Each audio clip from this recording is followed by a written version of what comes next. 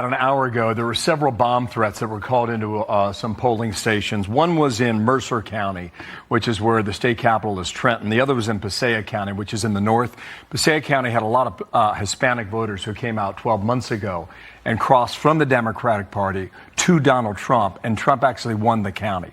Okay, so Mamdani has been out this morning already. This sound just into us. He was asked about the threats. And if you listen carefully, I mean, by all accounts, it seems like he is putting the onus for these bomb threats on the Trump administration. Go ahead and roll it. We'll decide after this. It's incredibly concerning. And I think that it is an illustration of the attacks we're seeing on our democracy. Sometimes they're blatant and explicit in the manner of these bomb threats. And we have to understand this as part of the general approach the Trump administration has taken. This clown, I just can't, man. Democracy. The Trump administration, Trump. I tell you, man, this, I don't understand how clowns like this get so far. I just don't, man. Got doggone snake oil salesman, not qualified. I mean, just a disgrace, man. Want to really see something that said, take a look at what happened. Hey.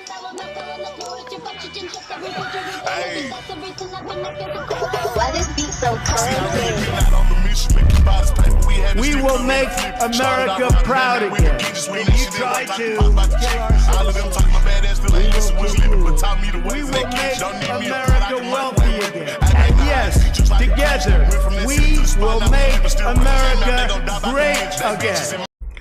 But I'm for real, man. All I can do is shake my head to this. Like, I'm gonna play it again. I'm gonna play it one more time. I just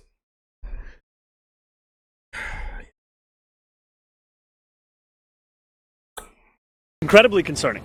And I think that it is an illustration of the attacks we're seeing on our democracy. Sometimes they're blatant and explicit in the manner of these bomb threats. And we have to understand this as part of the general approach the Trump administration has taken to trying to intimidate voters with baseless allegations of voter fraud as a means of trying to repress the voice of Americans across this country.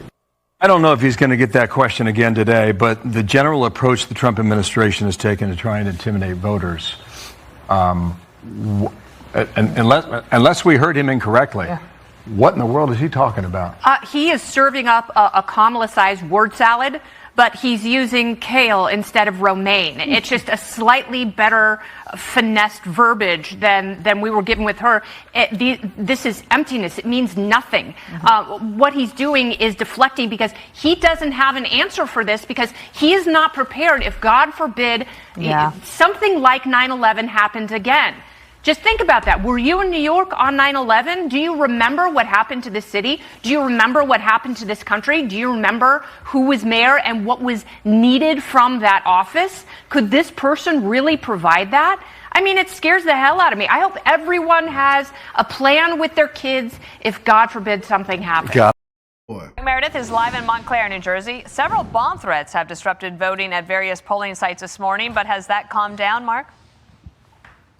Dana, it appears so. Good morning to you. Election day in New Jersey got off to a rocky start after, as you mentioned, there were multiple email threats issued to different polling centers all across the Garden State. The good news, all of these have turned out to be hoaxes so far, but we know officials across New Jersey are taking this seriously. Come on now, y'all. We come on now.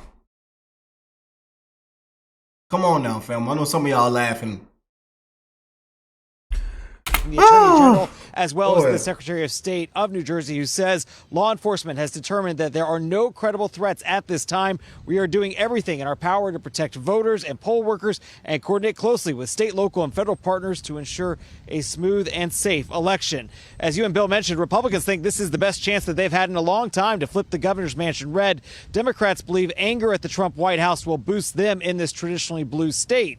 Congresswoman Mikey Sherrill is the Democratic nominee, facing off against Republican challenger Jack Ciattarelli. Polls showing the race narrowing in the final stretch of this campaign. This morning, we were there as Sherrill voted in an elementary school here in Montclair. She spent a lot of time campaigning with Democratic leaders, both past and present.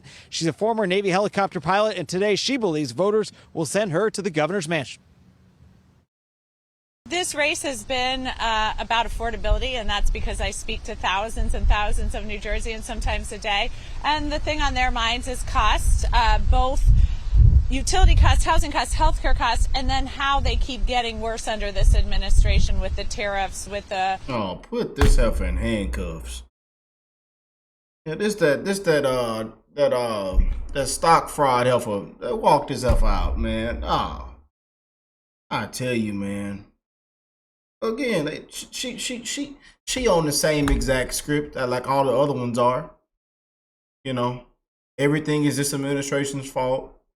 You know, Trump said on day one, it's the same stuff. People are sick of this, man. One big beautiful bill with the recent attacks on the Gateway. Beautiful bill. I'm surprised she didn't say big ugly bill. You know how they say it. Tunnel. Today, Jack Ciattarelli is hoping the third time's the charm. He ran for governor just 4 years ago, losing by roughly 3 points. Ciattarelli focusing on cost of living issues, especially energy costs. Today, he told Fox he believes voters are fed up with the status quo. It is not a blue state. It is a purple state. And the people that will really dictate the outcome of the election are not just Republicans and moderate Democrats that are voting for me, the 2.5 million unaffiliated independent voters that lean right and, like everyone else, are angry about the way things are. They're going to be voting for us. President Trump held a telephone rally for the GOP ticket last night, but he hasn't been doing those in-person rallies like we were used to seeing all throughout the 2024 cycle. The polls here in New Jersey, Dana, will be closing at 8 p.m., and then it's all off to Bill to carry us through the night. Yes, we will be there. Boy. Number 22.